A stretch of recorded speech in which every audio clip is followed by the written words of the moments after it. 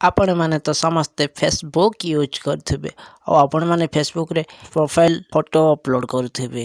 जदि मु आपन को कहे आपण प्रोफाइल रे वीडियो भी अपलोड करि परिबे। हां आपण वीडियो भी अपलोड करि परिबे। केमती करिवे सेटा जानिबा पई ए वीडियो को शेष पर्यंत देखंतु। आ जदि वीडियो टी आपन को पसंद आसे छोटिया लाइक टे कर दियंतु। ए पर्यंत जदि आम चैनल को सब्सक्राइब करि नहंती सब्सक्राइब करि पाखरे आस्तु बेल आइकन ऊपर प्रेस करी ऑल सिलेक्ट कर दियंतु। ए भलिया लेटेस्ट वीडियो देखिबा। फेसबुक रे वीडियो अपलोड करिया पई आपन को सिंपली फेसबुक ऐप को ओपन करनेवा को पड़िबो। तापरे आपन को प्रोफाइल को पळे आसंतु। प्रोफाइल ऑप्शन ऊपर क्लिक करंतु। सेठी कैमरा आइकन देछि एठी क्लिक करंतु।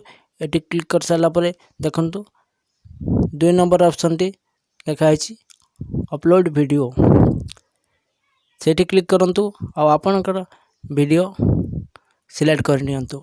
देखंतु मो गोटे वीडियो सिलेक्ट कर नेछि। तापरे आपण वीडियो को एडिट भी करि परिबे। एठी एडिट ऑप्शन रे क्लिक करिकि एठी आपण थंबनेल सिलेक्ट कर नेबे। या परे आपण सेव कर नियंतु। एठी मु #फेसबुक प्रोफाइल वीडियो लेखि सेव कर नोछि। अपलोड हे गला। आपण को वीडियो टी केमति लागला कमेंट करि जणाइ देबे। आ आपण ए ट्रिक टी जानिथिले न नै ता भी कमेंट करि जणाइ देबे। आ जदि आपण फेसबुक रे 3D फोटो केमती अपलोड करंती जानिबा को चाहछंती तो ऊपर आई बटन रे वीडियो अछि क्लिक करी देखि नियंतु। आ जदि आपण को वीडियो टी पसंद आसिला तो लाइक टे कर नियंतु। आ संगमन को शेयर करी जणाइ दियंतु।